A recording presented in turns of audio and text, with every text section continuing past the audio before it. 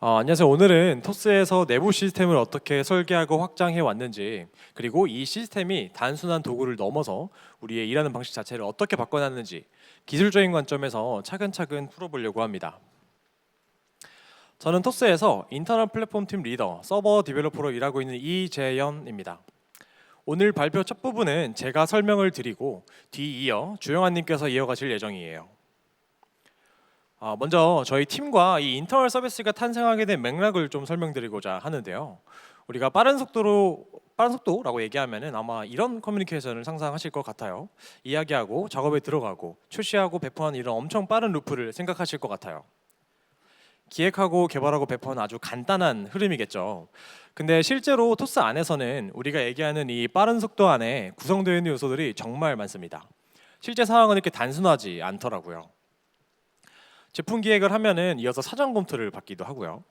보안이나 법무적인 부분 등의 많은 부분들을 체크합니다. 토스 서비스의 안정성을 위해서요.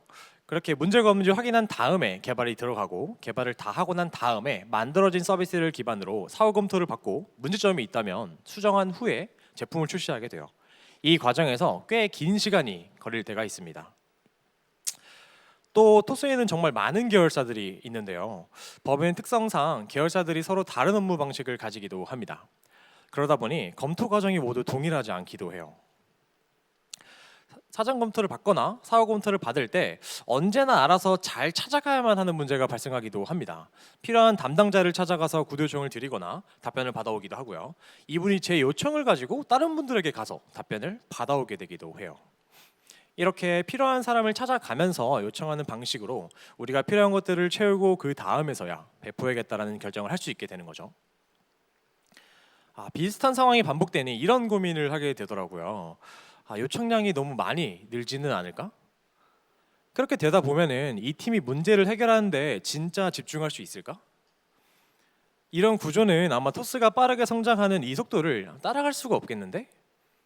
그렇게 되면 토스가 더 빠르게 변화할 수 없지라는 생각이었어요. 그래서 여러 결정들을 좀 고민해 봤는데요. 여러 사스 서비스를 사용해 보면서 연동해 보고 SI 통해서 필요한 솔루션들을 설치하고 개발해 보기도 했었는데요. 이것들이 저희가 필요한 것에 딱 맞지는 않아 가지고 이것들이 새로운 비효율로 나타나기도 했습니다. 여러 가지 시행착오를 거쳐서 저희는 결국 직접 만든 시스템이 필요하다는 생각을 하게 됐습니다.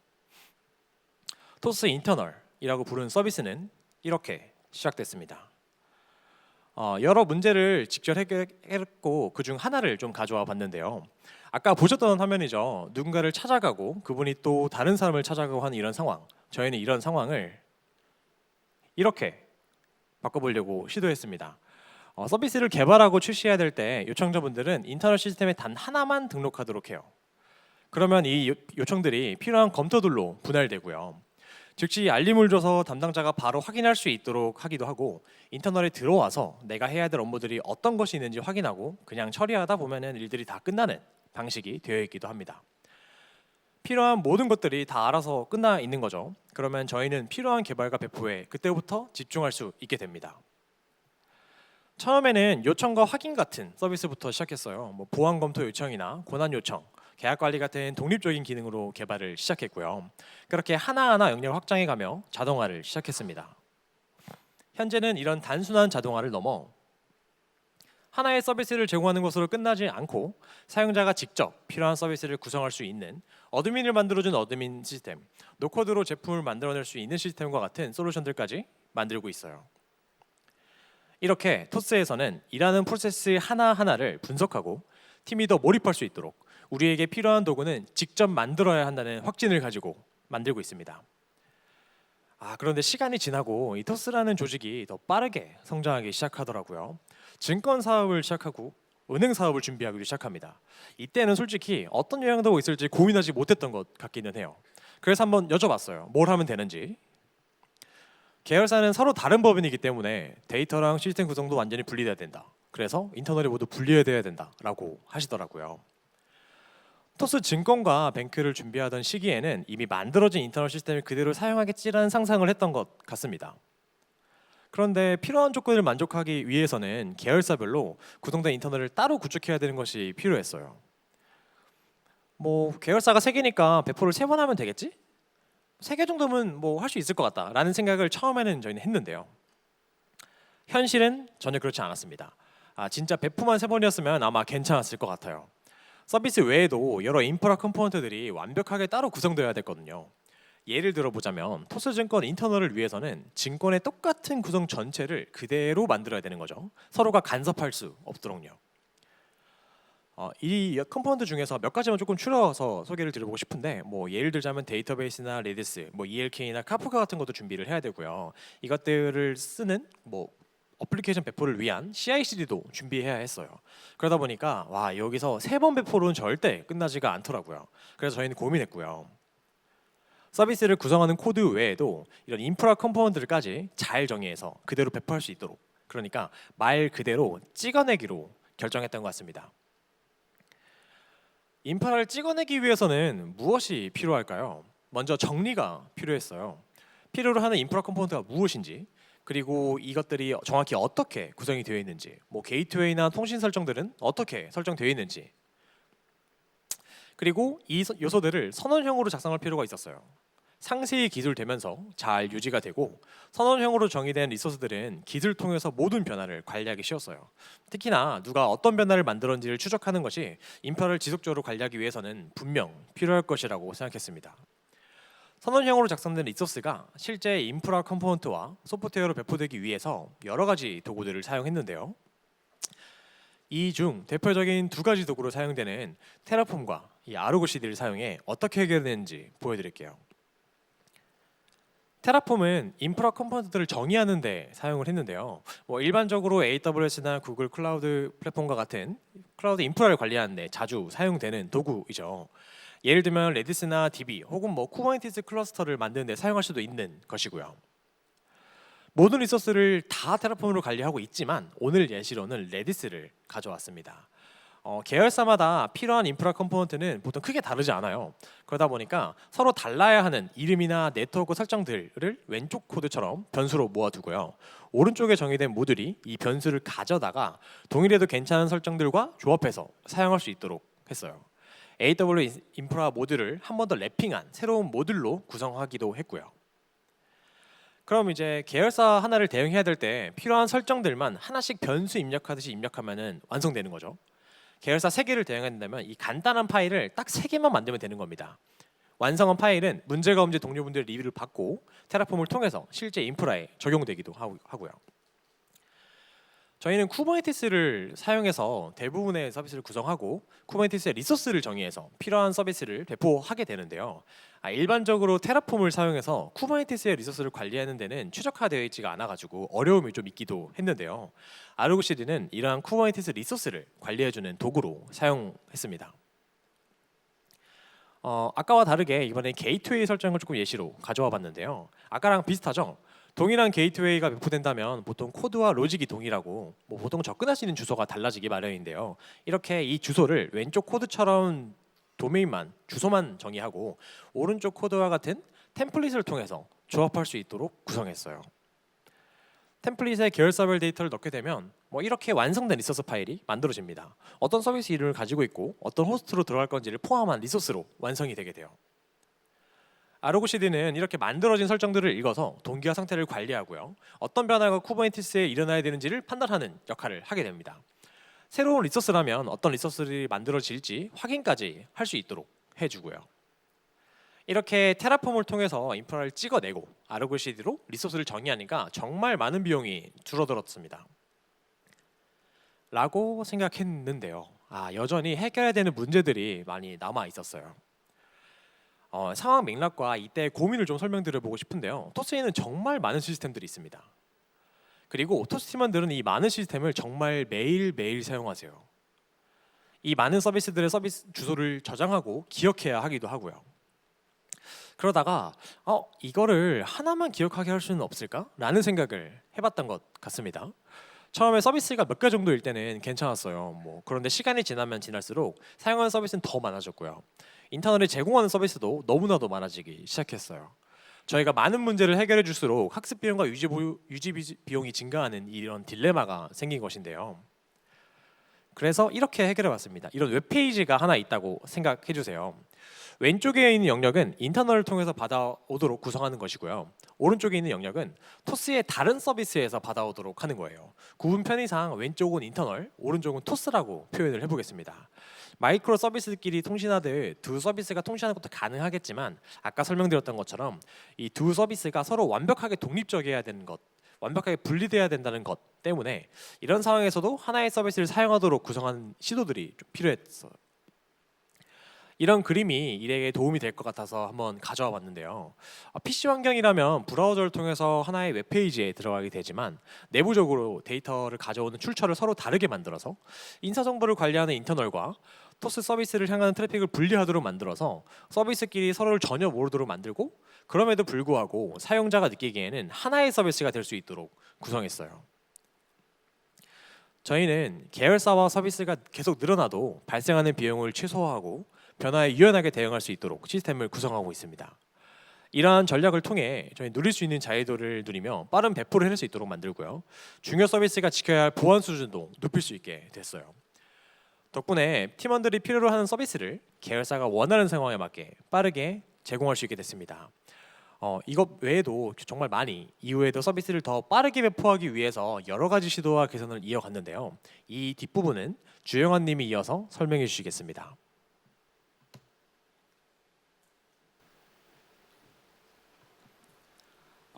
안녕하세요. 토스 서버 디벨로퍼 주영환입니다.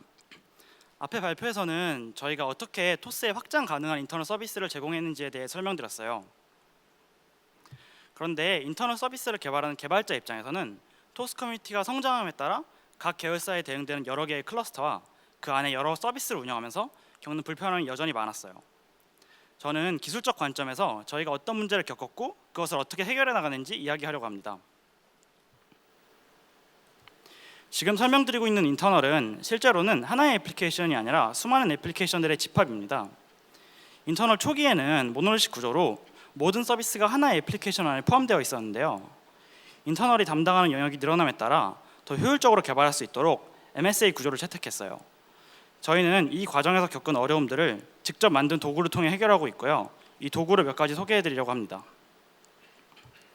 지금 말씀드린 대로 인터널의 서비스들은 토스 커뮤니티의 계열사별로 여러 벌이 배포되다 보니 각 서비스는 각 계열사와 알파라이브 등의 배포 페이스 조합마다 서로 다른 상수값 등의 컨피그 관리가 필요했어요. 기존의 모노리식 구조일 때는 필요한 컨피그 값들을 한 번만 관리하면 됐지만 관리해야 하는 서비스의 숫자가 늘어나면서 이 많은 설정들을 잘 관리하기 어려워졌어요. 이를 해결하기 위해 만든 도구가 인터널 컨피그 스토어입니다. 인터널 컨피그 스토어는 어드민 페이지를 통해 개발자가 서비스별 컨피그를 조회하고 수정할 수 있고요. 실제 백엔드 서비스가 이 값들을 조회하여 사용하는 방식입니다. 인터넷에서 개발하는 서비스들은 파이썬 장고 프레임워크와 코틀린 스프링 프레임워크 두 가지 스택이 존재하기 때문에 양쪽 프레임워크에서 사용 가능한 클라이언트를 개발하여 적용하기도 했어요. 단순히 저장된 키밸류쌍을 서비스에 제공하는 기능 외에도 다양한 템플릿팅 기능을 제공하고 있는데요. 동일한 서비스가 여러 개 존재해야 하는 만큼 동일한 컨피그가 반복되는 경우도 많았기 때문에 중복 작성을 줄이기 위한 기능이 필요했어요. 예를 들어 레디스 접속 정보 등의 인프라 컴포넌트에 대한 상수의 경우 공용 상수를 미리 정의해두고 이를 이용하는 서비스의 컨피그에서는 include라는 커스텀 신텍스를 이용하면 이렇게 실제 서비스에서 필요한 값들을 모두 이용할 수 있는 방식이었습니다. 이를 통해 인프라 차원에서는 공용 컴포넌트에 대해 각 서비스에서 동일한 설정을 사용한다는 것을 보장할 수 있었고 수정이 필요한 경우에는 전체에 적용을 할 수 있었어요.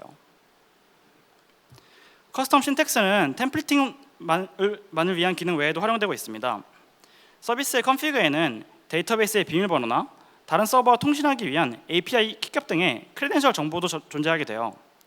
만약에 이 컨피그에 이런 크레덴셜을 플레인 텍스트로 저장하게 된다면 이 컨피그 설정 화면에 접근하는 누군가 이 정보를 이용하여 시스템에 무단으로 접근할 수 있는 문제가 생길 수 있습니다. 이를 해결하기 위해서는 커스텀 신텍스와 KMS를 조합하여 사용하였는데요. KMS를 통해 암호화된 값을 컨피그에 저장하여서 실제 컨피그에 크레덴셜 값 자체는 없더라도 서비스에서 접근하는 시점에는 복호화된 값을 이용할 수 있도록 하였습니다. 저희는 인터널 컨피그 스토어 같이 직접 만든 도구를 통해서 개인 개발자 말고도 인프라 차원에서 관리되어야 하는 대상들도 잘 관리될 수 있도록 하였습니다. 다음 주제는 게이트웨이에 대한 것입니다. 인터널의 MSA 환경에서는 효율적이고 안정적인 운영을 위해 목적에 따라 여러 게이트웨이를 도입하고 있는데요. 각각의 게이트웨이는 다양한 플러그인을 이용하여 고도화되어 있습니다. 서비스들을 점진적으로 모놀리식 구조에서 MSA 환경으로 전환하면서 게이트웨이 플러그인을 이용한 대표적인 예시는 인증 플러그인입니다. 처음에는 모놀리식 구조 안에 인증 처리 로직과 실제 서비스 로직이 모두 있다고 가정해 보겠습니다. 이 서비스가 MSA 구조로의 변경을 채택한다면 처음에는 이런 형태의 전환이 자연스러울 것 같아요. 들어온 요청을 MSA 서버가 먼저 받고 인증이 필요하다면 기존에 존재하는 인증 모듈을 이용하여 처리하는 구조입니다. 여기까지는 문제가 없어 보이는데요. 만약 MSA 서버가 늘어난다면 어떨까요? 여기서 빨간색으로 표시한 각 서버와 인증 모듈 간의 통신이 반복되고 있습니다. 이러한 반복을 줄이기 위해서 게이트웨이 플러그인을 활용하였는데요. 게이트웨이가 뒷단의 MSA 서버로 요청을 전달하기 전에 인증 관련된 로직을 먼저 처리하고 인증 처리가 완료된 이후에는 인터페이스에 맞춰 사용자 정보를 MSA 서버로 바로 넘겨주게 됩니다. 이렇게 되면 MSA 서버에서는 별도의 인증을 구현하지 않고도 안전하게 실제 서비스 로직에만 집중할 수 있습니다. 공통화된 게이트웨이 플러그인을 통해 각 서비스가 반복되는 인증 처리 로직을 구현할 필요 없도록 하였습니다. 지금까지는 MSA 환경에서 효율적으로 서비스를 운영하기 위해 도입한 장치들에 대해서 간략하게 설명드렸어요. 그런데 저희는 단순히 서비스가 많을 뿐만 아니라 각 계열사에 해당하는 클러스터 자체가 많이 존재하기 때문에 이에 의해 생기는 어려움도 있었습니다. 이 그림에서 서비스라고 표현된 작은 사각형은 마이크로 서비스라고 생각해 주시면 되고요. 여러 개의 서비스를 감싸고 있는 큰 사각형은 쿠버네티스 클러스터라고 생각해 주시면 돼요. 초기에는 수많은 서비스들로 이루어진 인터널이라는 거대한 묶음을 토스 커뮤니티의 모든 계열사에 동일한 형상으로 제공하려고 하였으나 계열사마다 상황과 요구사항이 달라지면서 인터널의 일부 서비스는 동일하게 유지한 채로 일부 서비스에서는 커스터마이징이 필요한 경우가 생겼습니다. 첫 번째 사례는 인터널의 재무회계 서비스입니다. 이 서비스는 회계 관련 데이터를 관리하는 ERP라는 시스템과 밀접하게 연동되는 서비스입니다. 초기에는 한 종류의 ERP와 연동만 가정하고 설계하였지만 토스 커뮤니티가 확장되고 다른 스펙을 가지는 ERP를 사용하는 계열사가 생기면서 기존 설계의 한계에 부딪혔어요. 코드 내에서 수많은 분기문을 이용해서 제어하는 방식으로는 높은 퀄리티를 유지하기 어렵다고 판단했는데요. 이에 의해서 동일한 소스 코드를 통해서 전 계열사의 서비스를 배포할 수 없다는 문제가 생겼습니다. 이를 해결하기 위해 저희는 재무회계 서비스가 제공하는 기능들의 메인 비즈니스 로직을 처리하는 서버와 ERP와 인터페이스를 맞춰 연동을 담당하는 서버를 분리했어요. 이를 통해서 인터널 재무회계 서비스는 모든 계열사의 동일한 형상으로 배포하면서 계열사 상황에 맞춰 ERP 관련 연동 서버만 따로 관리하면 되도록 하였습니다. 외부 서비스와의 의존성을 담당하는 기능은 독립된 역할로 분리함으로써 서비스는 실제 비즈니스 로직에 집중할 수 있도록 하였습니다. 두 번째 사례는 인터널의 인사 데이터 서비스입니다. 토스 커뮤니티에서는 여러 계열사 간에 밀접하게 업무가 이루어지기 때문에 각 계열사 소속 팀원들의 인사 정보를 나누어 관리하지 않고 토스 코어 법인이 다른 계열사들로부터 인사 정보를 위탁받아 함께 처리하는 체계가 존재합니다. 전 계열사의 인터널 서비스에서 인사 정보의 원천 하나를 바라보는 구조인데요. 그러나 토스 커뮤니티가 확장되면서 기존에 존재하던 다른 법인을 인수하는 일도 생겼어요. 이런 경우에는 토스의 계열사가 되었지만 여전히 그 하나의 계열사에서는 토스 커뮤니티와 인사 정보를 합쳐 관리하지는 않고 기존의 방식에 맞춰 인사 정보를 따로 관리해야 하는 상황이었어요. 인사 정보는 인터널 시스템 전반에 걸쳐 활용되는 영향도 높은 데이터이기 때문에 좋은 해결책이 필요했습니다. 서로 다른 데이터나 인터페이스가 필요한 상황에서 가장 먼저 할 수 있는 선택은 앞선 ERP 연동의 케이스처럼 모듈화일 것 같아요. 우선 저희는 전체 인터널 시스템에서 인사 데이터만을 담당하는 서비스를 모듈화하였습니다. 그러나 이 그림을 보시면 느낄 수 있겠지만 아직 비효율적이라고 느껴지는 점이 있습니다. 여전히 대부분의 계열사에서는 동일한 인사 데이터 서비스가 여러 개 반복되어 존재한다는 것인데요. 앞으로는 인사 데이터 외에도 이러한 커뮤니티 간 공유라는 성격을 가진 서비스가 더 늘어날 수 있다고 판단하였어요. 그래서 이런 공유 서비스를 위한 새로운 공간을 도입했습니다. 지금까지의 인터널은 앞서 설명드린 대로 계열사마다 하나씩 쿠버네티스 클러스터가 존재하는 상황이었어요. 이에 의해서 공통적으로 필요한 서비스라면 데이터가 동일한데도 불구하고 계열사마다 나누어진 인스턴스가 존재하는 비효율이 있었습니다. 이를 해결하기 위해 특정 계열사의 것이 아닌 토스 커뮤니티 전체를 위한 공유 쿠버네티스 클러스터를 만들고 공유 서비스는 여기에 구성한다는 새로운 아이디어를 제시했습니다. 공유 인사 데이터를 활용하는 계열사들은 각 계열사 클러스터의 서비스들과 커뮤니티 클러스터의 서비스들이 결합하여 인터널이라는 시스템을 이루도록 구성하였고, 별개의 인사 데이터를 활용하는 계열사에서는 해당 계열사 클러스터 내에 인사 데이터를 관리하는 서비스를 배포하여 자체적으로 인터널을 제공할 수 있도록 하였습니다. 과거에는 계열사별로 나뉘어진 쿠버네티스 클러스터만 존재하였는데요. 커뮤니티 클러스터 등 하나의 계열사와 대응되지 않는 새로운 목적을 가진 클러스터가 생기기 시작하면서 인터널 인프라의 역할이 더 확장되었습니다. 내부 테스트용 토스 앱의 관리나 토스 서비스들의 번역을 위해 알파 환경과 라이브 환경 양쪽에서 하나의 인스턴스에 접근해야 하는 서비스를 위한 하이브리드 클러스터를 만들기도 했고요. 토스 커뮤니티 공통으로 사용하는 자체 개발된 디자인 툴을 배포하기 위해 UX 클러스터로 도입하기도 했습니다. 여기에서 하나의 공용 클러스터에 이런 다양한 특성의 서비스들을 모두 몰아넣지 않은 이유가 궁금하실 수도 있을 것 같은데요. 토스의 서비스들은 취급하는 데이터와 사용 대상에 따라서 서로 다른 컴플라이언스 규칙을 적용받게 됩니다. 서로 데이터를 공유하지 않아야 하는 영역끼리는 데이터를 공유할 여지를 물리적으로 없애기도 하고요. 사용 대상을 토스팀원 외로 늘릴 가능성이 있는 서비스에서는 그에 맞는 조치를 취해야 하기도 했습니다. 저희는 단순히 서비스 단위의 분리로 끝나지 않고 쿠버네티스 클러스터 등 더 높은 수준의 컴포넌트화를 통해 토스 커뮤니티가 성장하고 인터널이 갖춰야 하는 요구사항이 늘어나더라도 상황에 맞는 선택을 통해서 더 효율적으로 대처할 수 있는 구조를 만들었어요. 저희는 오늘 성장하는 엔터프라이즈를 위한 인터널 서비스 제공 전략이라는 주제로 발표하였는데요. 토스 커뮤니티를 위한 인터널 시스템을 개발하면서 저희가 겪은 문제와 이를 해결하는 과정에서 얻은 러닝을 몇 가지 소개해드렸어요. 초기의 인터널은 토스가 필요로 한 제품을 빠르게 만드는 것에 집중했습니다. 그러나 토스 커뮤니티가 성장함에 따라 신경 써야 하는 것이 늘어나면서 기대만큼의 속도를 내지 못하기 시작했어요. 이를 해결하기 위해 다양한 기술적 효율화를 통해서 인터널 개발자들이 더 좋은 서비스를 만드는 것에 집중할 수 있도록 하고 있습니다. 저희는 지켜야 할 것이 잘 지켜지면서도 빠른 속도를 유지할 수 있도록 인터널 그리고 더 나아가 토스의 생산성을 높이기 위해 노력하고 있습니다. 이상 발표 마치겠습니다. 지금까지 들어주셔서 감사합니다.